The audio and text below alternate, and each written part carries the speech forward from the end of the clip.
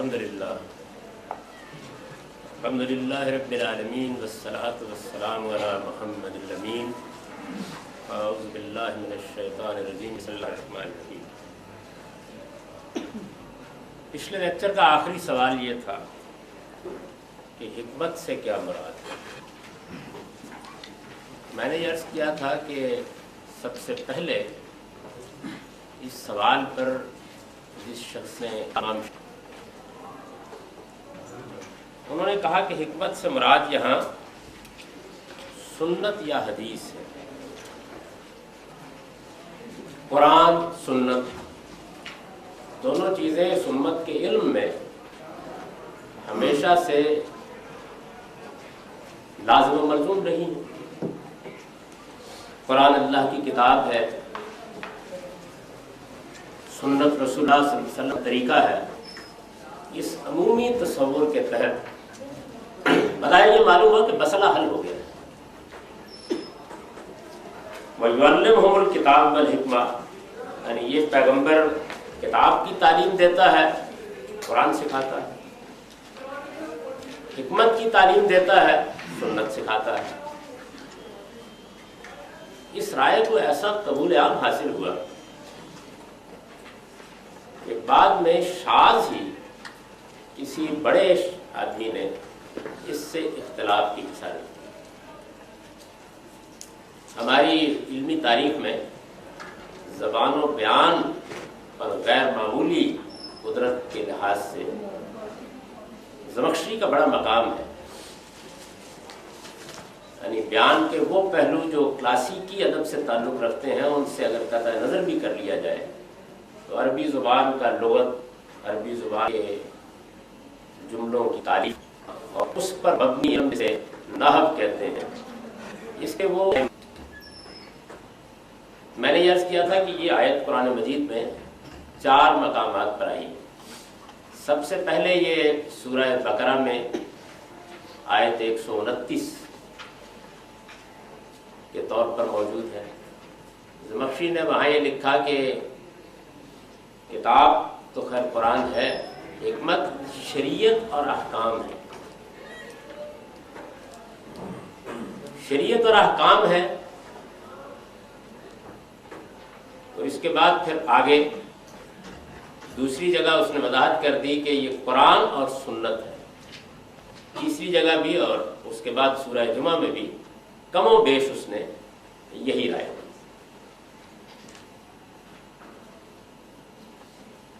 قرآن میں بھی شریعت ہے، قرآن میں بیان ہوئے، لیکن اس بات میں کچھ کیا جا سکتا ہے۔ وجہ یہ ہے کہ زبان کا یہ عام طریقہ ہے کہ بعض اوقات کسی چیز پر اگر غلبہ ہوتا ہے تو اس کو الگ سے بیان کر دیتے ہیں۔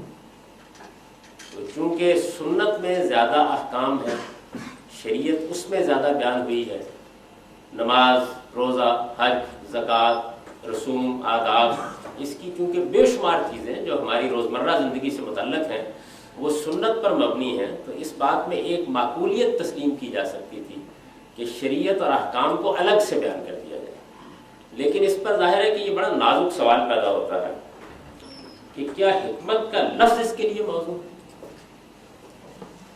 یعنی ایک لفظ جب آپ کسی خاص چیز کے لیے استعمال کرتے ہیں تو اس کی موضوعیت زیر بحث آ جائے گی۔ کیا یہ لفظ اس کے لیے موضوع ہے؟ یعنی حکمت ظاہر ہے کہ اگر عام استعمال کیا جائے تو قرآن میں معنی میں استعمال ہوا ہے، جو ہمارے ہم عام دانائی، وہ بات جو وزڈم پر مبنی ہو، جس بات میں معقولیت ہو، جو بات بامی طور پر چیزوں کے ربط کو واضح کر دے۔ چنانچہ جو آیت قرآن مجید میں دعوت کی حکمت عملی بیان کرتی ہے اس میں یہ آیا ہے کہ ادعو الی سبیل ربک بالحکمہ والموعظۃ الحسنہ، یعنی اللہ کی راہ کی طرف بلاؤ دانائی کے ساتھ، اچھے اسلوب میں، ایسے اسلوب میں کہ جو دل نشیں ہو، جس میں بات معقولیت کے ساتھ کی جائے۔ کم و بیش اس مفہوم میں حکمت کا لفظ ہم بھی بولتے ہیں، ہماری اردو میں بھی اس مفہوم میں استعمال ہوتا ہے۔ تو کیا لفظ اس کے لیے موضوع ہے؟ قرآن مجید میں جب ہم اس لفظ کے اطلاق کا مطالعہ کرتے ہیں، یہ میں نے ایک تعبیر اختیار کی جب اس لفظ کے اطلاق کا مطالعہ کرتے ہیں، یعنی یہاں جو کچھ بھی ہو رہا ہے وہ لفظ کا لغوی مفہوم نہیں ہے. لفظ کا لغوی مفہوم جو بھی ہو، جس طرح کتاب سے مراد قرآن مجید لیا جا رہا ہے، اسی طریقے سے سنت سے بھی مراد لی جا رہی ہے. یعنی حکمت کا لفظ سنت کے لیے استعمال ہوگا ان خصائص کی وجہ سے کہ جو خصائص سنت میں پائے جاتے ہیں. تو یہ لفظ کا اطلاق ہے. سوال یہ ہے کہ کیا یہ لفظ کا اطلاق قرآن مجید سے معلوم ہوتا ہے کہ درست ہے، اس لفظ کو یہاں استعمال کیا جا سکتا ہے؟ تو اس کا ہم تھوڑا سا مطالعہ کریں گے. پہلی چیز جس کو آپ قرآن مجید کے مختلف مقامات پر دیکھیں گے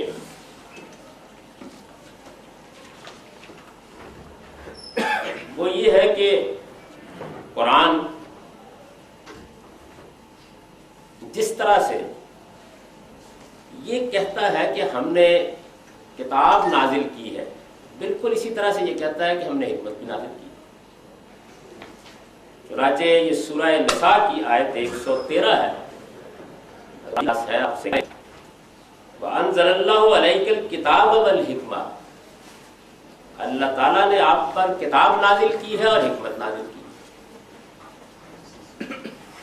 یعنی معلوم ہوا کہ جس طریقے سے اللہ تعالیٰ کی طرف سے کتاب ملی ہے، بالکل اسی طریقے سے حکمت بھی ملی ہے اور یہ نازل کی گئی ہے. اس کے بعد ایک اور سورہ نساء کی 113 آیت.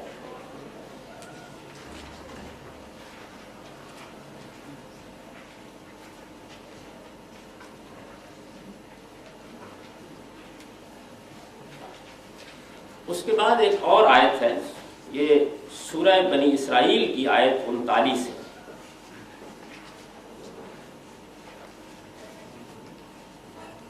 اس میں اگر آپ اس آیت کو نکالیں تو اس سے پہلے بہت سے اخلاقی احکام بیان ہوئے.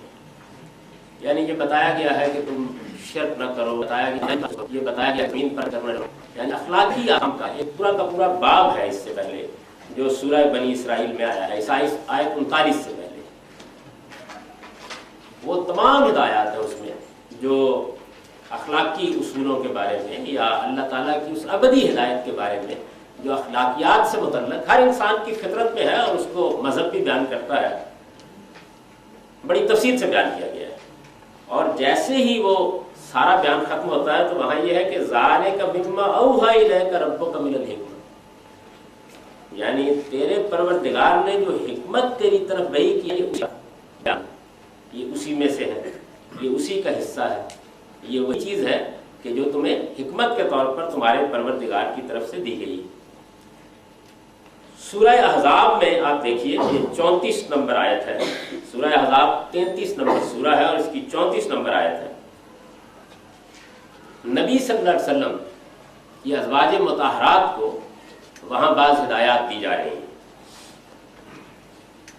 اس میں بیان ہوا ہے وَاذْكُرْنَ مَا يُتْلَىٰ فِي بُيُوتِكُنَّ مِنْ آيَاتِ اللَّهِ وَالْحِكْمَةِ، یعنی جو تمہارے گھروں میں اللہ کی آیتیں اور حکمت تلاوت کی جا رہی ہے اسے یاد رکھو. یعنی جس طریقے سے انزلہ کا فعل اس کے لیے استعمال ہوا، اسی طرح تلاوت کرنے کا فعل بھی قرآن مجید نے اس کے لیے استعمال کر دیا.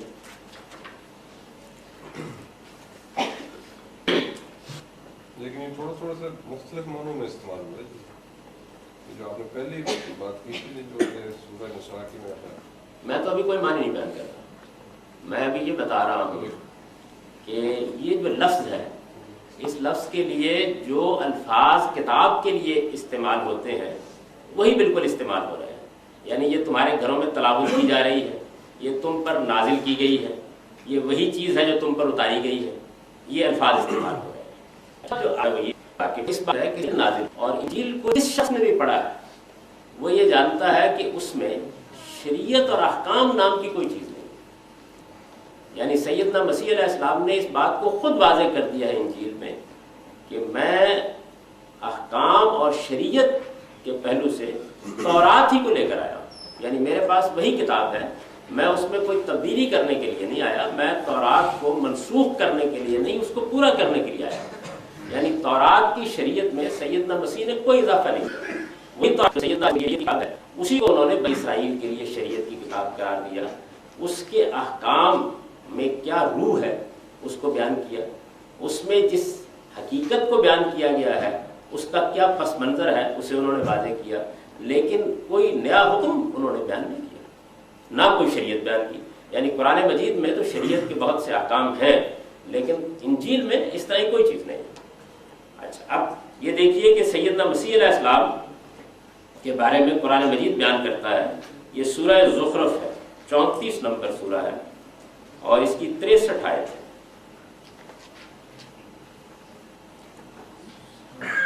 اس میں یہ بیان ہوا ہے کہ وَلَمَّا جَاءَ عِیسَىٰ بِالْبَيِّنَاتِ قَالَ قَدْ جِئْتُكُم بِالْحِکْمَةِ،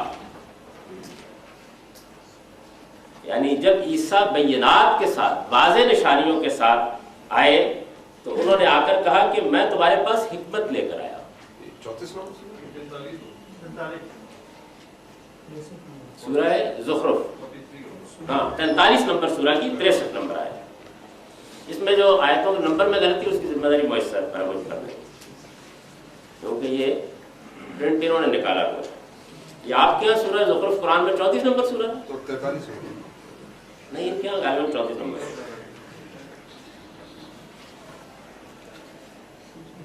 تو سیدنا مسیح علیہ السلام کے بارے میں بھی اب یہ سوال ایک دوسرے زاویے سے سامنے آتا ہے۔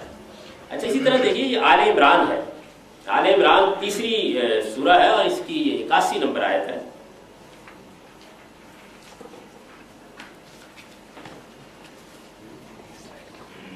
وَإِذْ أَخَذَ اللَّهُ مِيثَاقَ النَّبِيِّينَ لَمَا آتَيْتُكُم مِّن كِتَابٍ وَحِکْمَةٍ، یعنی جب اللہ تعالیٰ نے نبیوں کے معاملے میں یہ عہد لیا کہ میں تمہارے پاس لایا ہوں کتاب اور حکمت، یعنی یہاں بھی دونوں لفظ استعمال کیے گئے، کتاب اور حکمت، اور پھر اس کے بعد یعنی اللہ تعالیٰ نے یہ دی بنی اسرائیل کو کتاب اور حکمت، اور اس کے بعد کا ثم جاءکم رسول، پھر تمہارے پاس ایک رسول آیا مصدق لما معکم، جو حکمت اور کتاب تمہارے پاس موجود تھی اس کی تصدیق کرتا ہوا۔ یعنی پہلے بنی اسرائیل کو جو چیز دی گئی اس کو بیان کر دیا ہے اور پھر یہ بیان کیا ہے۔ اچھا، یہاں تک بھی چلیے ہم کسی پہلو سے اس کو کسی جگہ بٹھا دیتے، لیکن اس کے بعد قرآن مجید کی ایک اور آیت سامنے لائیے، یہ سورہ مائدہ ہے۔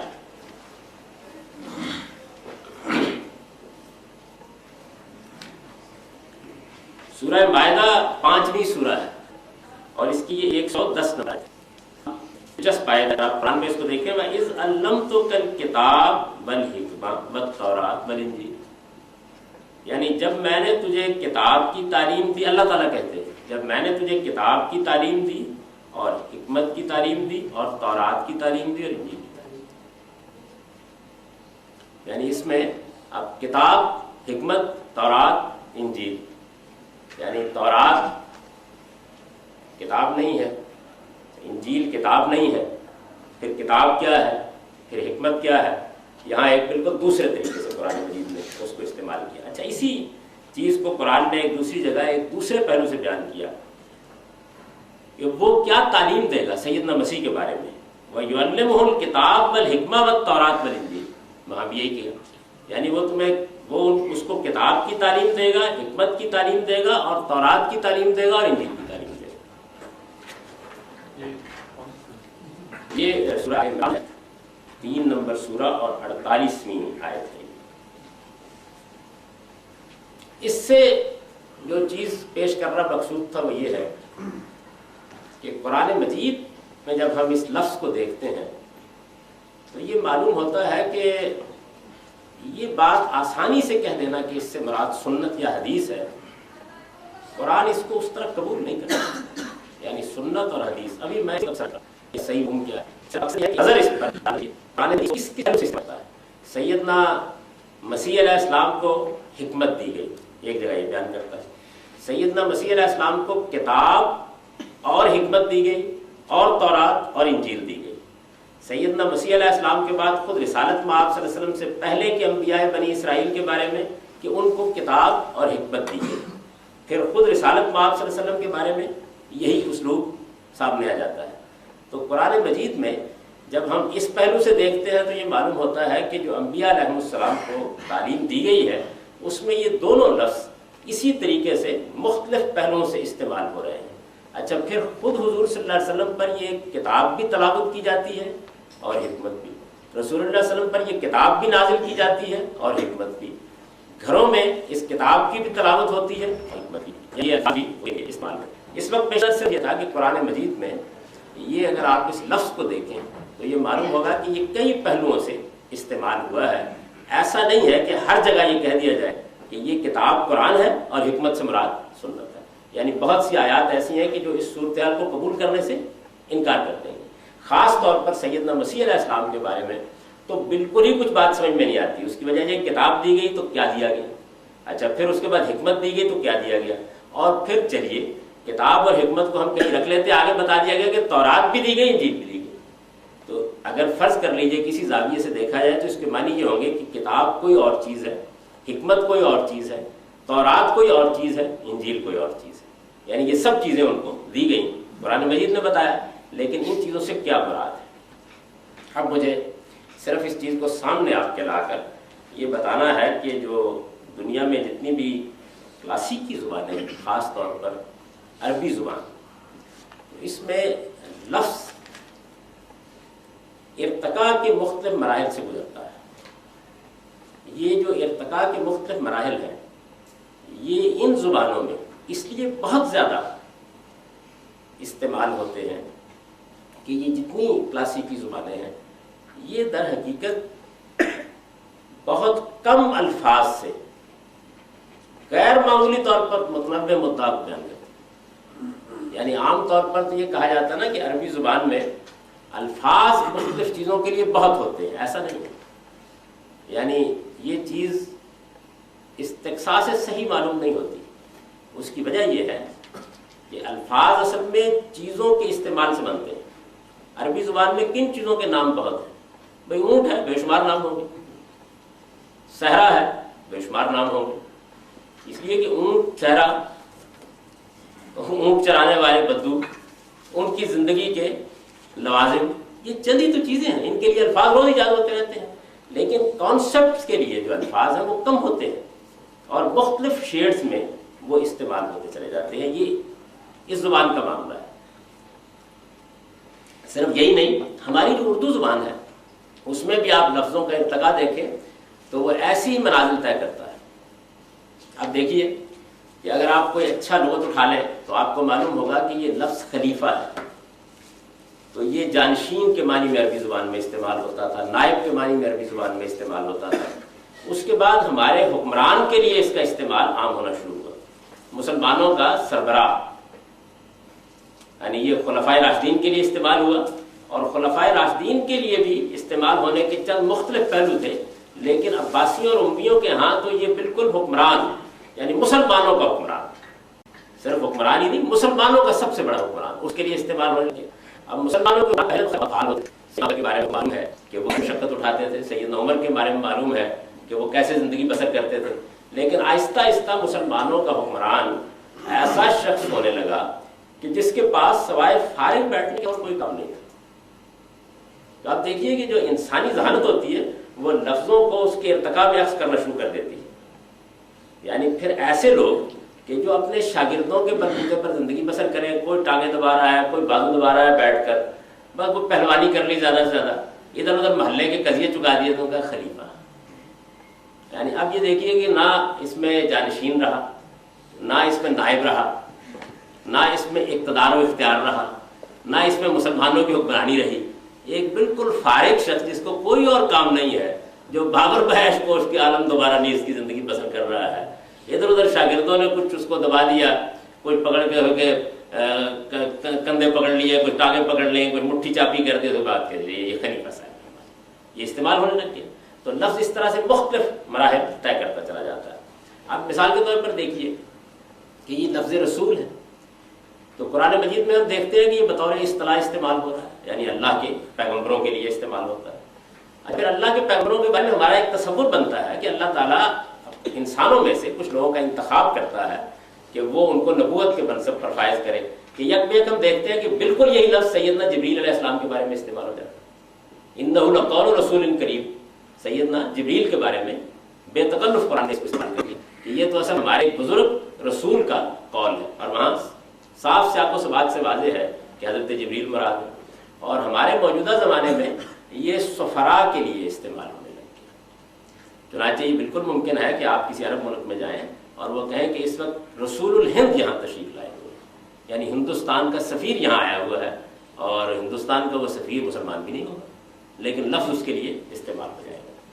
تو جب کوئی کتاب لکھی جاتی ہے یا زبان بولی جاتی ہے یا گفتگو کی جاتی ہے، تو آپ اگر اپنی زبان کا بھی جائزہ لیں تو آپ یہ دیکھیں گے کہ لفظ کبھی اپنے اصل لغوی مفہوم میں استعمال ہو رہا ہوتا ہے، کبھی اس سے ذرا اوپر اٹھتا ہے اور اصطلاحی مفہوم میں استعمال ہونے لگ جاتا ہے، کبھی اس اصطلاحی مفہوم سے ترقی کر کے بعد ایسے مفاہیم میں استعمال ہونے لگ جاتا ہے جس کے لیے وہ کبھی اصلاً استعمال نہیں ہوا تھا، اور پھر اس سے بھی مزید آگے بڑھ کر ایسا بھی ہوتا ہے کہ لفظ کے اندر سے ساری چیزیں نکل جاتی ہیں اور اس کا ایک اطلاق ہوتا ہے جس کے اوپر وہ استعمال ہو رہا ہوتا ہے۔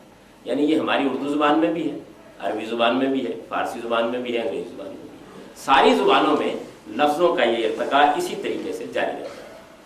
چنانچہ قرآن مجید میں جب آدمی غور و خوض کرتا ہے تو جو سب سے بڑا مسئلہ ہو جاتا ہے وہ یہ ہے کہ ہم کسی لفظ کے استعمال کے عادی ہو چکے ہوتے ہیں۔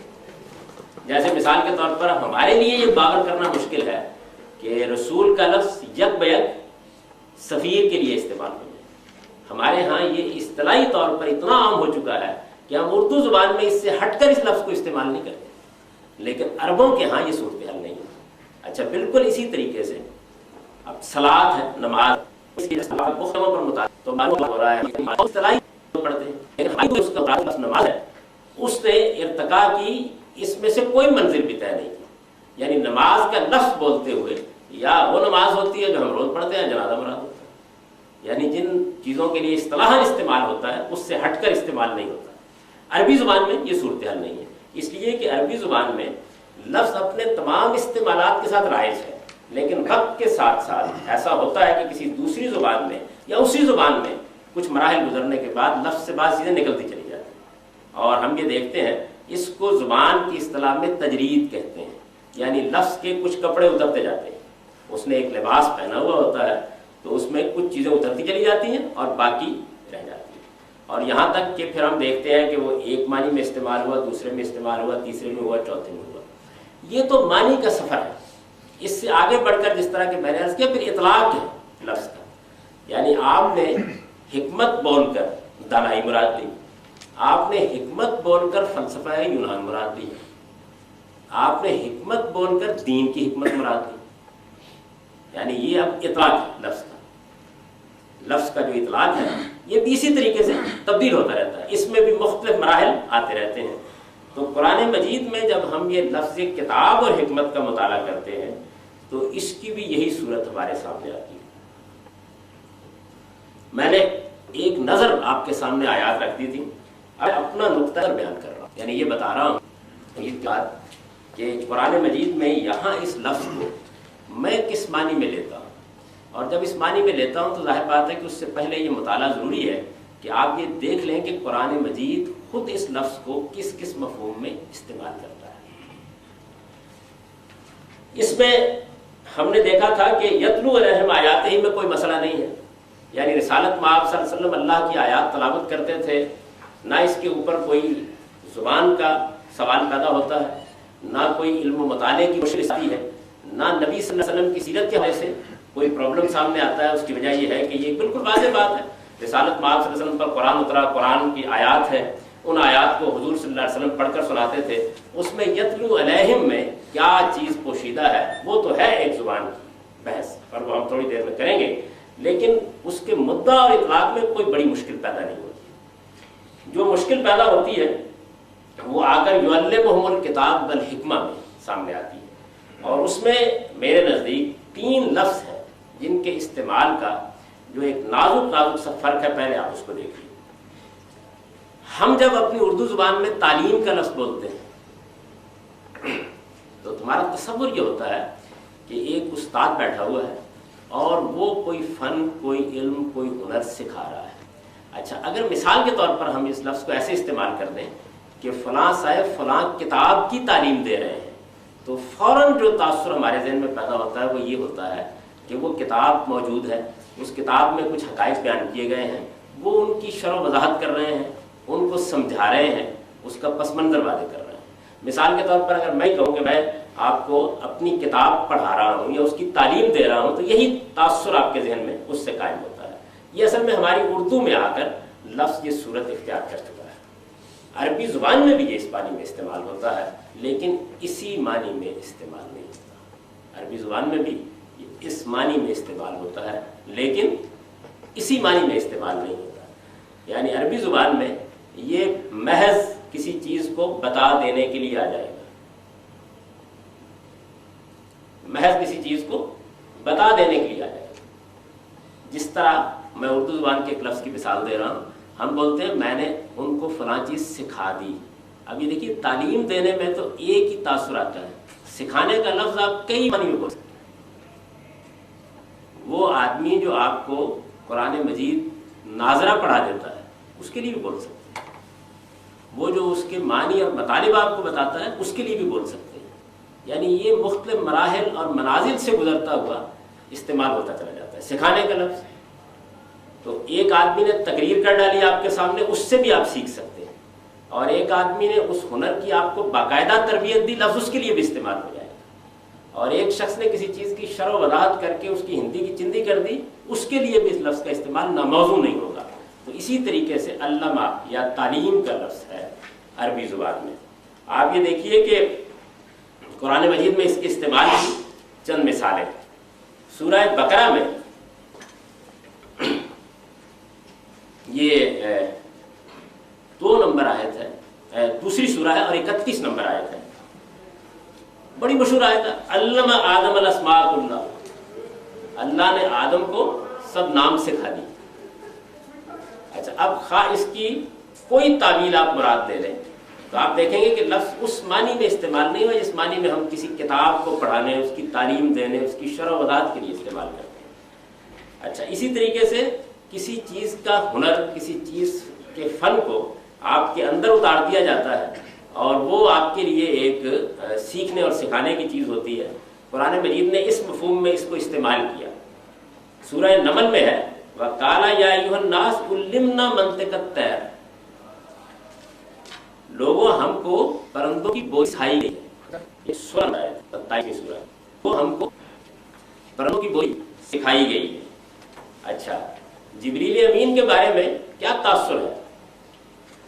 یعنی رسالت میں آپ صلی اللہ علیہ وسلم پر قرآن نازل کرتے تھے نا، قرآن مجید باللفظ اللہ تعالیٰ کی طرف سے دیا گیا۔ خود قرآن نے اس کو بیان کیا ہے کہ ہم نے یہ جبریل کو دیا اور نبی صلی اللہ علیہ وسلم کے قلب پر انہوں نے اس کو نازل کر دیا۔ تو جو الفاظ ہیں وہ آپ تک پہنچا دیے گئے، یعنی شرح و تفسیر، وضاحت یا بیٹھ کر کوئی چیز جیسے ہم آپ سکھاتے ہیں وہ زیر بحث نہیں ہے، اس کے لیے بھی بالکل یہی لفظ استعمال ہوا ہے، علمہ شدید القویٰ۔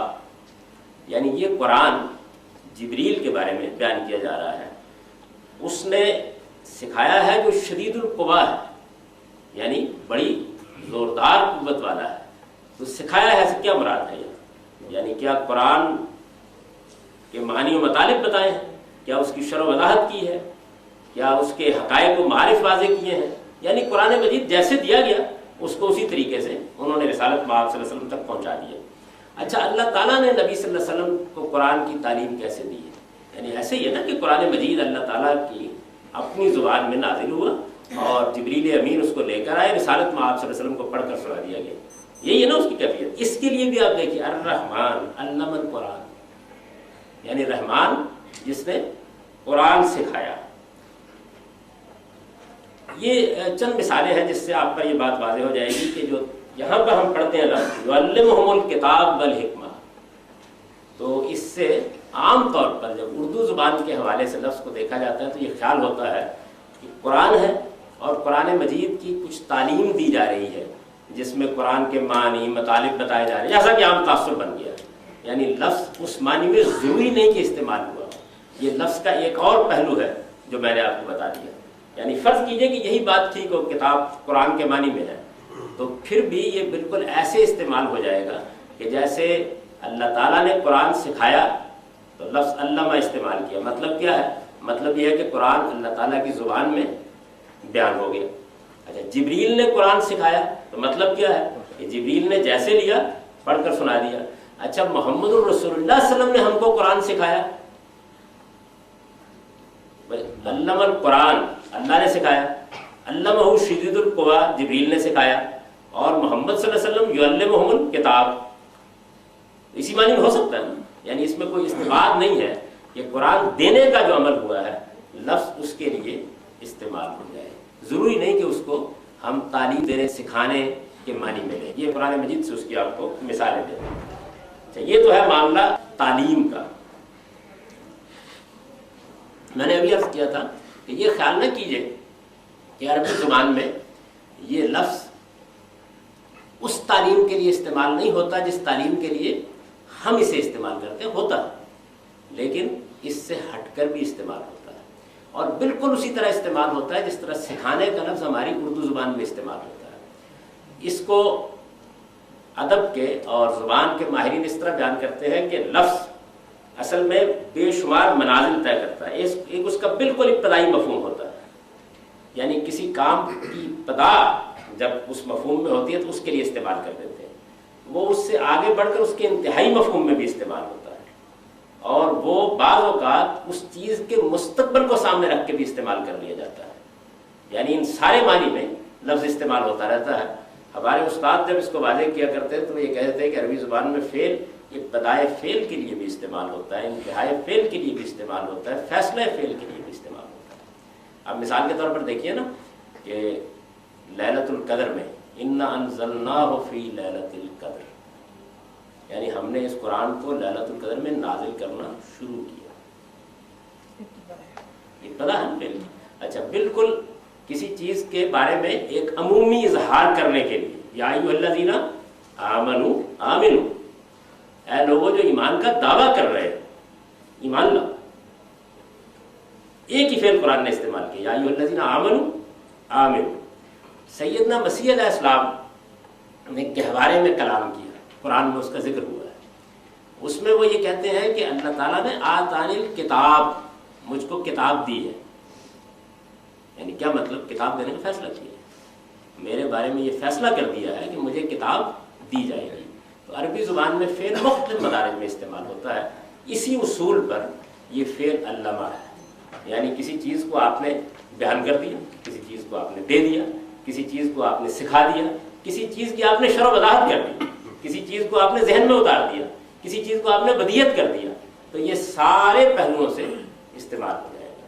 ایک تو اس فعل کو الگ رکھ لیجیے، علامہ کا جو فعل ہے.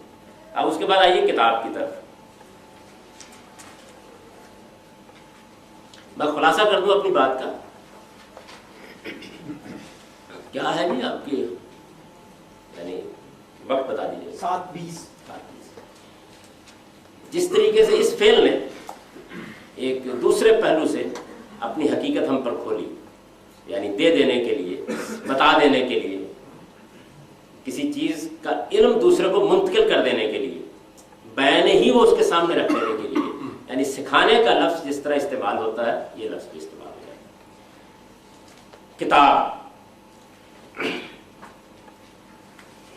عام طور پر ہم جب کتاب کا لفظ بولتے ہیں تو ہماری اردو زبان میں تو بھائی یہی کتاب ہوتی ہے، ایسا ہی ہے نا. یعنی کتاب وہی جس کے لیے انگریزی زبان میں آپ بک کا لفظ بولتے ہیں.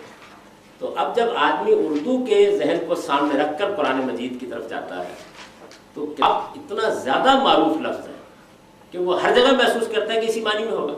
لیکن اب ذرا دیکھیے قرآن مجید اسے کس کس مفہوم میں استعمال کرتا ہے. سورہ بقرہ کی یہ 235 نمبر آیت ہے، اور اگر مؤیس صاحب کو اعتراض نہ ہو تو سورہ بقرہ غالباً دوسری ہی سورہ ہے.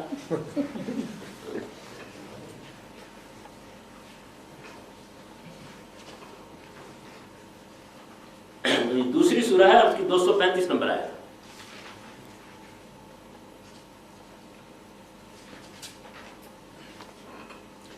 آپ کو معلوم ہے نا کہ اگر کسی خاتون کو طلاق ہو جائے یا اس کا شوہر دنیا سے رخصت ہو جائے تو اس کو عدت کی مدت گزارنی پڑتی ہے.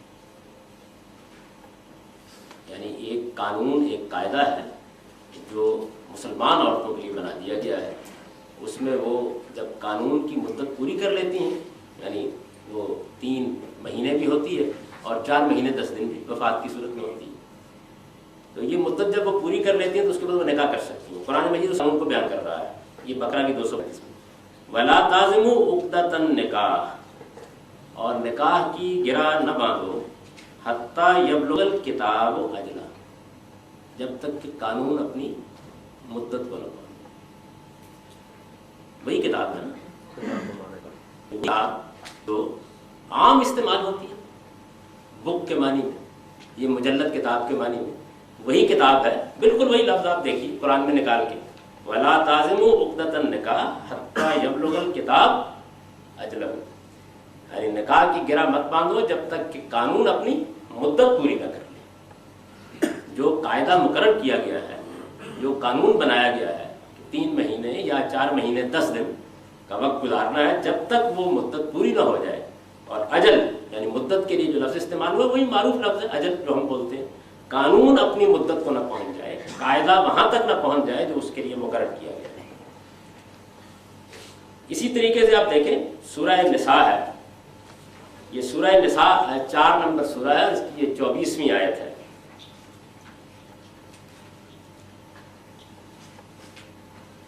یہ وہ مقام ہے قرآن مجید کا جس میں محرمات کی تفصیل کی گئی ہے، یعنی وہ عورتیں جن سے نکاح کرنا ممنوع ہے ان کی ایک پوری فہرست اس مقام پر بیان کی گئی ہے.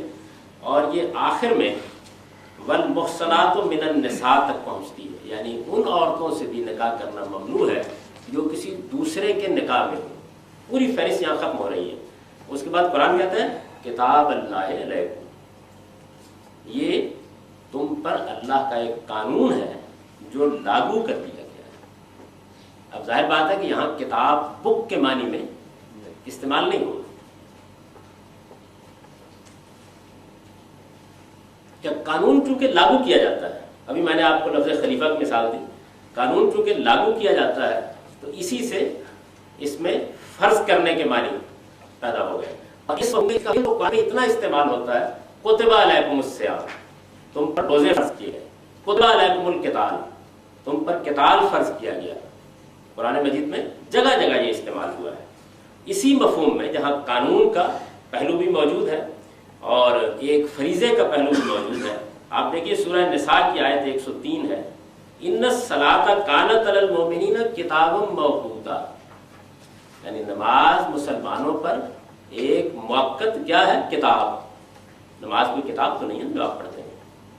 ان الصلاۃ کانت علی المؤمنین کتابا موقوتا، یعنی ایک موقت فریضہ ہے، ایک قانون اور قاعدہ ہے جس کی پابندی ان کو کرنی ہے، ایک چیز ہے جو ان پر لازم کی گئی ہے.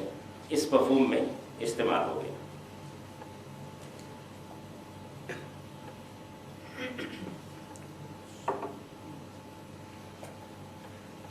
ہم قانون کا لفظ احکام کے لیے بولتے ہیں، بالکل اسی طرح سے اس سے اوپر اٹھ کر اللہ تعالیٰ جس قاعدے پر اس دنیا کو چلا رہا ہے اس کے لیے بھی اردو میں بے تکلف بولتے ہیں. ابھی اللہ تعالیٰ کا قانون اس معاملے میں یہ ہے کہ وہ سورج کو مشرق سے طلوع کرتا ہے، بولتے ہیں نا لفظ اس معنی میں بھی. آپ دیکھیے قرآن مجید میں بھی یہ اس تکوینی قانون کے لیے استعمال ہوا، معنی وہی ہے قانون کے معنی میں. آپ کے علم میں ہوگا کہ سورہ توبہ میں یہ 9 نمبر سورہ ہے اور اس کی یہ 36ویں آیت ہے. یہ بیان ہوا ہے کہ اللہ کا جو قانون ہمیشہ سے آ رہا ہے اس میں محض بات کمی نہیں ہے، یہی یعنی وہ آسان پر نمایاں ہوتے ہیں. اور اس قانون میں جو اللہ تعالیٰ نے شریعت قائم کی ہے اس شریعت میں 4 مہینے حرام قرار دے دیے گئے.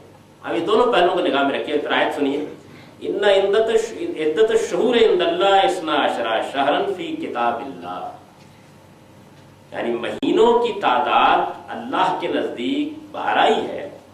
فی کتاب اللہ، اللہ کے قانون میں، یوم خلق السماوات والارض، اس دن سے جس دن اس نے آسمان و زمین کو بنایا، یعنی جو قاعدہ مقرر کر دیا گیا دنیا میں، ان میں یہ مہینے اسی طرح 12 چلے آ رہے ہیں۔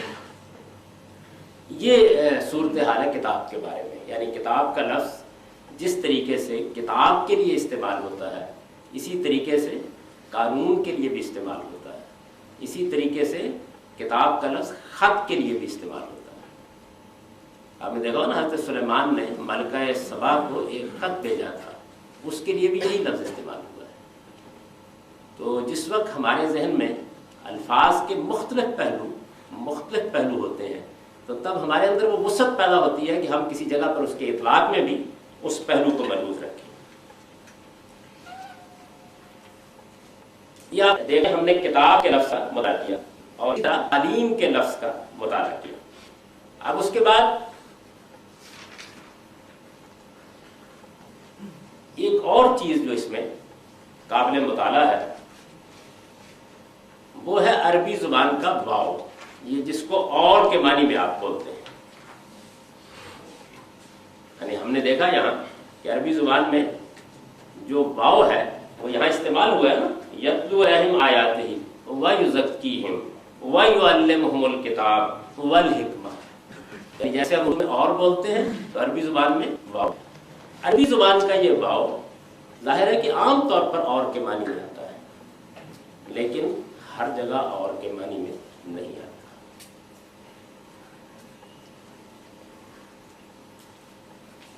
قرآن میں اس کی بے شمار مثالیں ہیں، عربی ادب میں اس کی بے شمار مثالیں ہیں، قدیم کلاسیکی لٹریچر میں اس کی بے شمار مثالیں ہیں کہ جس طرح ہم بولتے ہیں یعنی، ہم بولتے ہیں نا لفظ یعنی، بالکل اس معنی میں عربی زبان میں یہ واو استعمال ہو جاتا ہے، بالکل اس معنی میں استعمال ہو جاتا ہے۔ قرآن مجید میں نبی صلی اللہ علیہ وسلم کے بارے میں یہ بیان کیا گیا ہے کہ قد جاءکم من اللہ نور و کتاب مبین، یعنی تمہارے پاس ایک نور آیا ہے اور ایک واضح کتاب آئی ہے، عام نقطہ نظر یہی ہے۔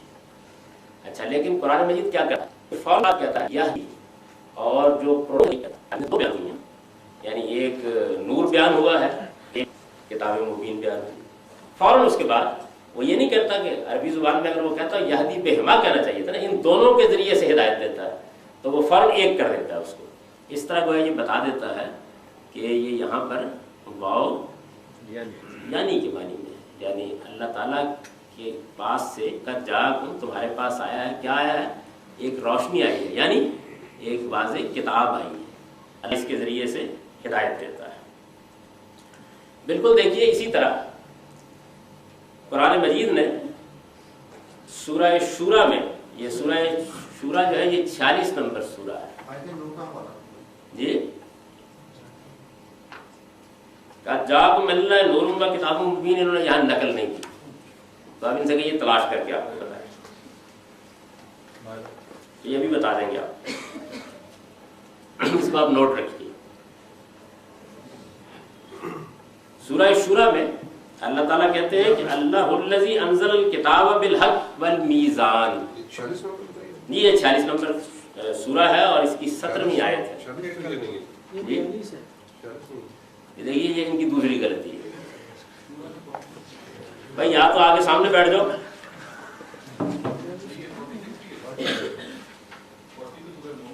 سات قتل معاف ہے جی 7 قتل معاف ہے، نہیں وہ تو ثابت ہو گیا کہ دوسری غلطی نہیں ہے جی، ابھی گنجائش ہے، ابھی گنجائش ہے دوسری غلطی جی۔ تو 42 ہی ہے، ابھی تردید کسی کے حساب میں کہ نہیں 40 ہی،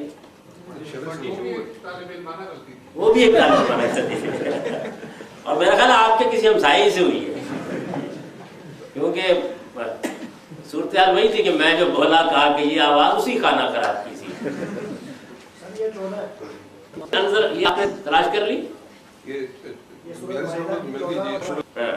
شورا میں 17 نمبر ہے، اگر انہوں نے اس کا نمبر بھی غلط نہیں لکھا، اللہ الذی انزل الکتاب بالحق والمیزان۔ اب یہ دیکھیے یہاں بھی بالکل اسی یعنی کے معنی میں ہے، اللہ وہ ذات جس نے کتاب نازل کی حق کے ساتھ، یعنی میزان، उतारा, यानी हक व बातिल ये फैसले की कसौटी उतारी। बकरा में ये दूसरी सूरा है और ये इसकी 53 नंबर आयत है। वही जाता है ना मूसा किताब वल फुरकान, और याद करो जब हमने मूसा को किताब दी यानी फुरकान दिया, हक व बातिल में फर्क करने वाली कसौटी दी। कुरान मजीद ने भी अपने आप को कहीं कुरान कहा है कहीं फुरकान कहा है, एक ही चीज है, तो उसको बयान किया लअल्लकुम तहतदून। अच्छा, ये तो यानी का मफहूम हुआ। हम उर्दू जुबान में ऐसे बात करते हैं ना कि भाई मैंने आपको ये किया, मैंने आपके साथ ये किया, और इस तरह आपको गोया अपना दिल निकाल के दे बोलते हैं ना इस तरह। ये इस तरह यानी पूरी पिछली बात के ऊपर हम इस तरह बोल देते हैं। अरबी में इसके लिए भाव आता है। इसकी मैं आपको एक दिलचस्प मिसाल देता हूँ। ये आयत तो देख ली, यानी ये आयत तो ज़ेरे बहस है। इसमें ये 4 चीज़ें बयान हुई हैं ना, यत्लू अलैहिम आयातिही व युज़क्कीहिम व युअल्लिमुहुल किताब वल हिकमा, यही आयत है। ज़रा इस आयत को एक और जगह पे देखिए। ये आपने इसका नंबर लिखा है, आखिर में, बिल्कुल आखिर में, बिल्कुल आखिर में क्यों लिखा है? हाँ, ये बकरा ही में है। बकरा में मैंने अर्ज किया ना कि बकरा में ये 129 नंबर भी आई है, 151 नंबर भी आई है, और फिर आले इमरान में आई है 164 नंबर, और फिर सूरह जुमा में आई है। तो ये दूसरी मर्तबा जब बकरा में आई है वहां इसको निकालिए, इसी आयत, यही आयत है। ये बकरा 2 नंबर सूरह है और 151 नंबर आयत है, इसमें गलती नहीं हो सकती, इस वजह से कि मुझे भी याद है। देखिए, कमा अरसलना फीकुम रसूलन मिनकुम यतलू अलैकुम आयातिना युज़क्कीकुम व युअल्लिमुकुमुल किताब वल हिकमा। बात यही खत्म नहीं हुई, व युअल्लिमुकुम मा लम तकूनू तालिमून। यानी अब इसका तर्जुमा कीजिए, पहले 4 में कोई बहस ना करें, उसी तरह तर्जुमा करते हैं जैसे आमतौर पर किया जाता है। यानी दरमियान एक रसूल भेजा, तुम पर हमारी आयतें तलावत करता है और तुम्हारा तज़किया करता है और तुम्हें किताब और हिकमत की तालीम देता है और तुमको सिखाता है वो जो तुम नहीं जानते। यानी अब इजाजत दीजिए मैं तर्जुमा यूं कर दूं, तुमको किताब और हिकमत की तालीम देता है, इस तरह तुमको वो कुछ सिखाता है जो तुम नहीं जानते। वरना तो ये होगा ना कि एक हो गई किताब, एक हो गया तज़किया, एक हो गई हिकमत, और एक युअल्लिमुकुम मा लम तकूनू तालमून, दुनिया के तमाम उलूम